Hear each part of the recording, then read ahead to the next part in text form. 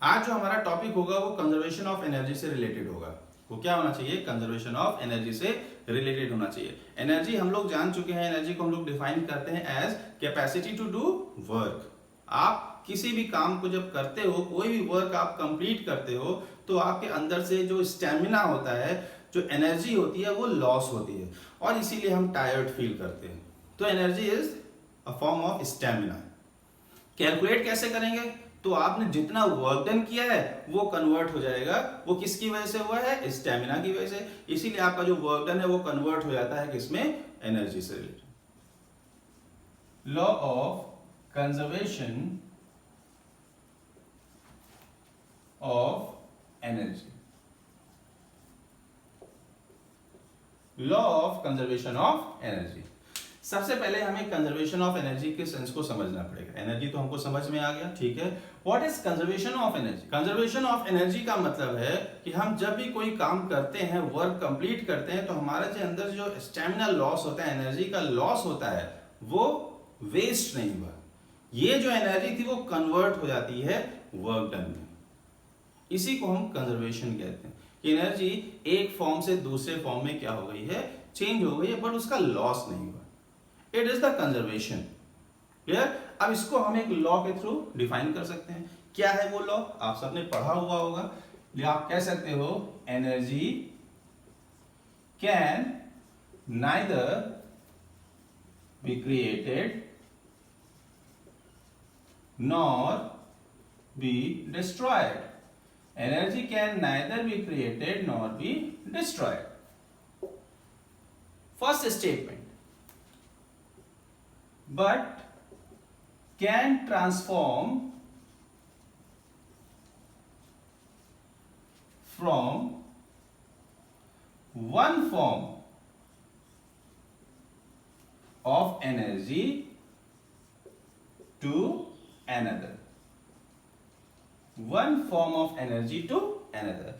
ये जो आपका स्टेटमेंट है वो क्या है? Law of conservation of energy.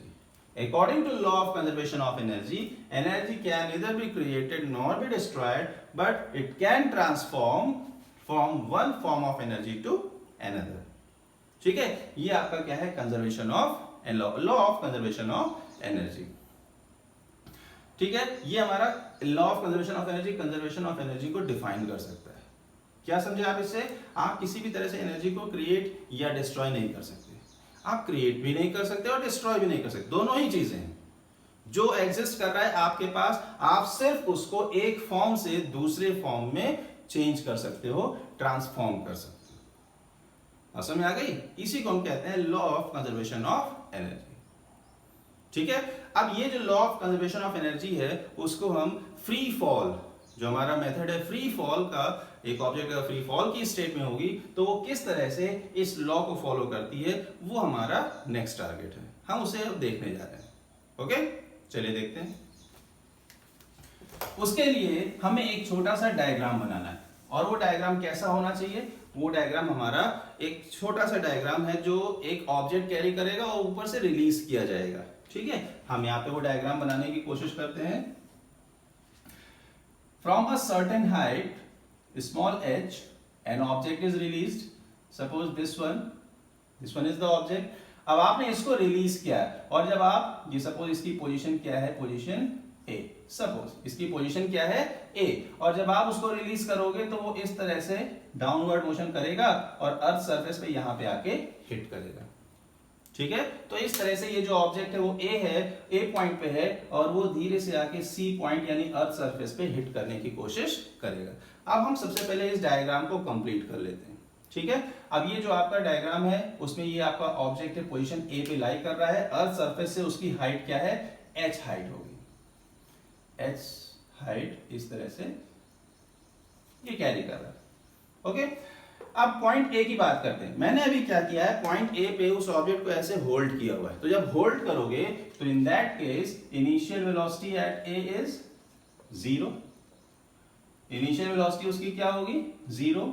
What is potential energy? It will be mgh। At position A उसकी पोटेंशियल एनर्जी क्या हो जाएगी? mgh।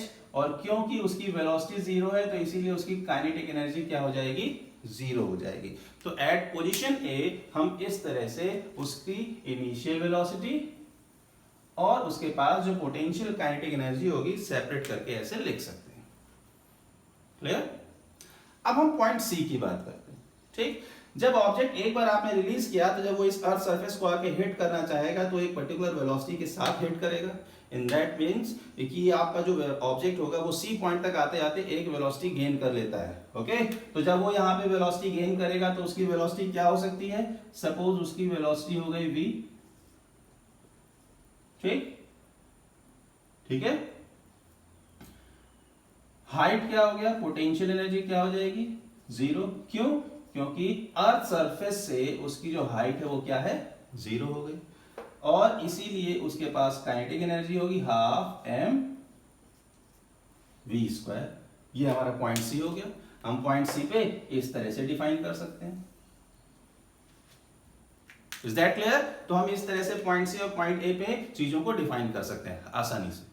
अब बारी आती है कि हमारा ये जो पाथ है फ्रॉम ए टू सी, ये उसका डाउनवर्ड मोशन है, क्योंकि वो फ्री फॉल की स्टेट में है तो वो मोशन कैसा होगा? डाउनवर्ड मोशन होगा। सपोज वो इस तरह से डाउनवर्ड मोशन कैरी कर रहा है।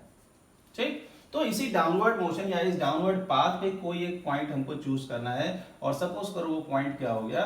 दिस वन, और इस पॉइंट, ये इसकी पोजीशन हम लिख देते हैं, इट इज एट बी। तो what about point B? Point B पे क्या होगा? क्या उसकी इनिशियल वेलोसिटी, क्या उसकी फाइनल वेलोसिटी दोनों जीरो होंगे या कोई जीरो नहीं होगा? उसके पास पोटेंशियल एनर्जी क्या होगा? उसके पास काइनेटिक एनर्जी क्या होगी?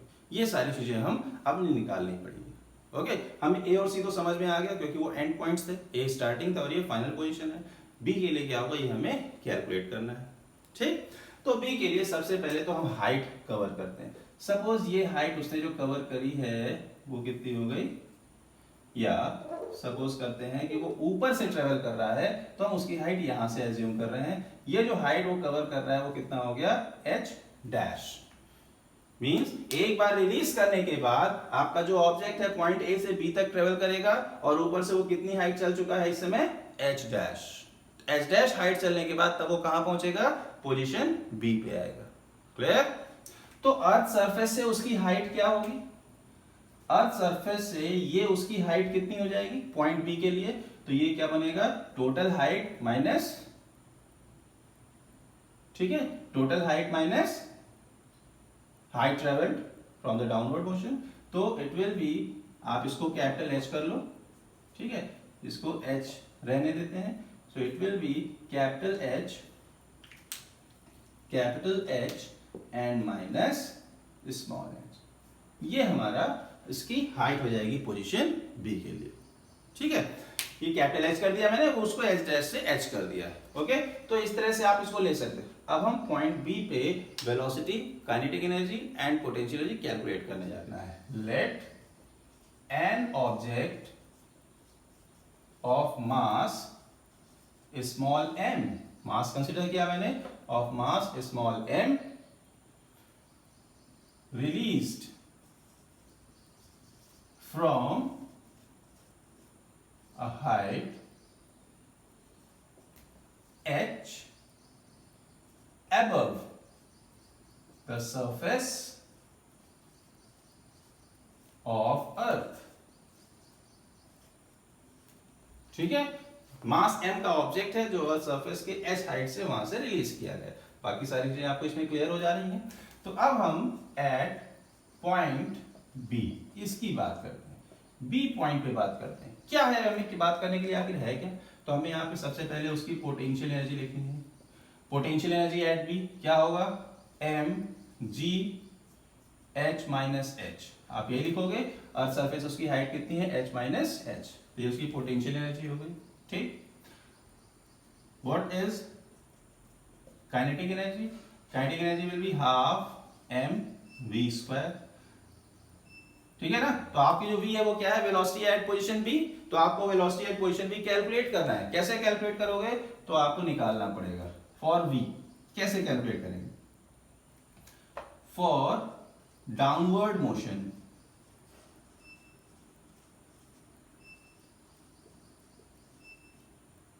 From a to b। A से बी तक हम जा रहे हैं फॉर डाउनवर्ड मोशन।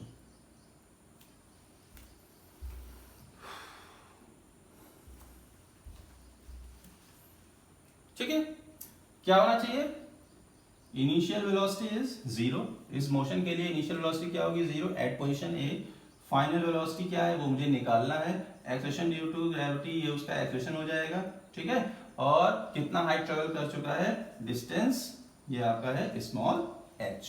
तो हम कौन सी इक्वेशन यूज कर सकते हैं? Third equation of motion. So v square equal to u square plus 2gh। ठीक है ना, ये h मुझे निकालना है। So u will be 0, so v square equal to 0 plus 2gh। u हमारा 0 हो गया, तो फाइनल वेलोसिटी का जो स्क्वायर हो क्या हो गया? 2gh। तो हमारी ये जो काइनेटिक एनर्जी अब हम कैलकुलेट करके लिख सकते हैं, क्या होना चाहिए? Half m and v square is 2gh, ये आ जाएगा। ओके, तो हमारे पास इसकी फाइनल वेलोसिटी आ गई, तो हमने उसकी काइनेटिक एनर्जी इस तरह से लिख दिया है। अब अगर आप इसको थोड़ा सा सॉल्व कर लोगे तो ये क्या मिलेगा आपको? mgh। ठीक है, 2 से 2 आपका कैंसिल हो जाएगा, mgh आ जाएगा। ओके, ये हमारा क्या हो गया? बी पॉइंट पे ये सारी चीजें हम यहाँ पे लिख सकते हैं। इसी तरह पोजीशन सी पे भी मुझे वेलोसिटी कैलकुलेट करनी है। कैसे कैलकुलेट करेंगे? पोजीशन सी पे मुझे वेलोसिटी कैसे कैलकुलेट करनी होगी?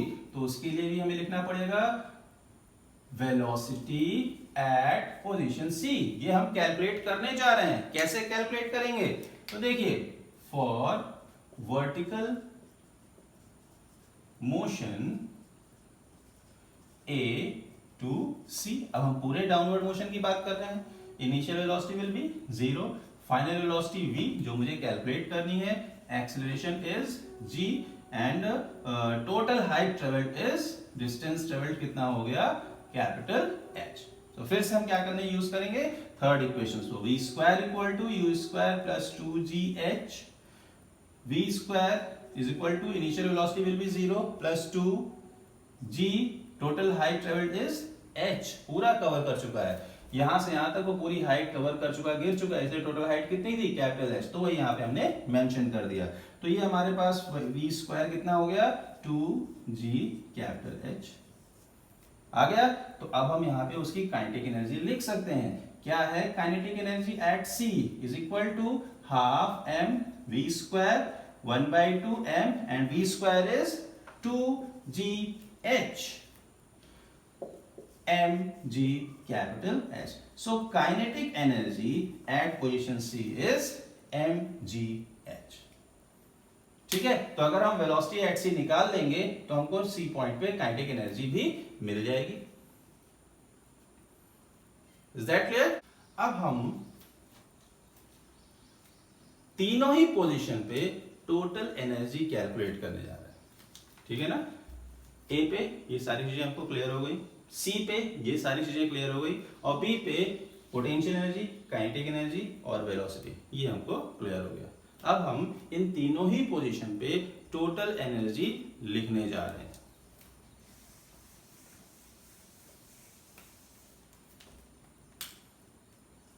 टोटल एनर्जी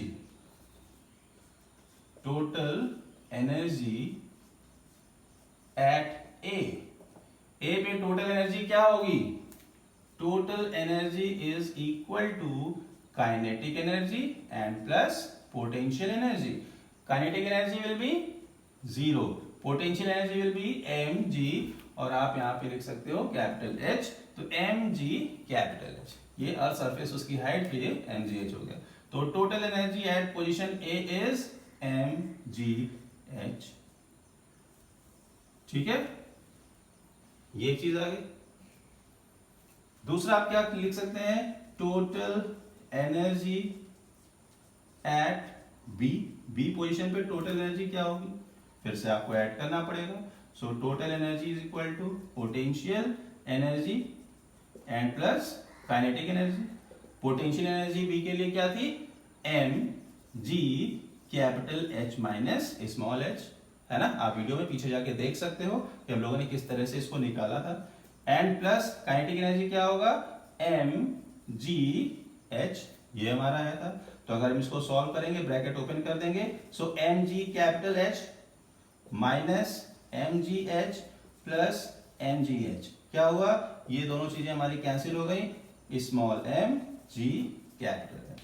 तो total energy at position B, ये भी क्या आ गया, एम जी एच, ठीक है, जो सेम है ए पोजीशन में।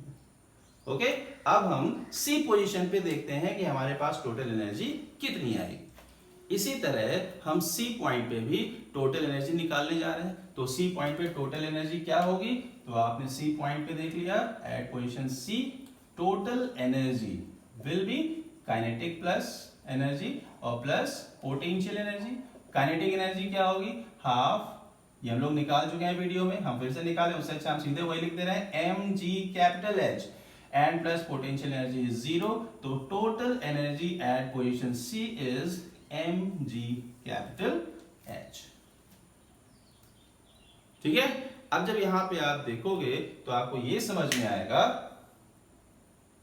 क्या, कि आपका ये तीनों ही velocity, total energy at A is equal to total energy at B is equal to total energy at C, equal है, और वो कितनी है, it is equal to m g capital h. इसका मतलब ये है कि आप जब फ्री फॉल मेथड को यूज करोगे तो ऑब्जेक्ट जो फ्री फॉल स्टेट में है वो उस पाथ के किसी भी पॉइंट पे आएगा, उसके पास जो टोटल एनर्जी होगी वो हमेशा क्या होगी, mgh, फिक्स है टोटल एनर्जी। हाँ, पोटेंशियल और काइनेटिक एनर्जी क्या होगा, वेरी कर सकता है। पोटेंशियल यहां पे मैक्सिमम है, पोटेंशियल यहां पे मिनिमम है, काइनेटिक एनर्जी यहां पे मिनिमम है और काइनेटिक एनर्जी यहां पे मैक्सिमम है, मींस वेरी कर रहा है। Potential and kinetic energy individually very करेंगे, बट जब हम टोटल एनर्जी निकालेंगे तो सबकी वैल्यू क्या आएगी, mgh, जो law of conservation of energy को फॉलो करता है, ठीक है ना। तो ये हमारा क्या हो गया, proving of law of conservation of energy by using free fall method. Is that clear?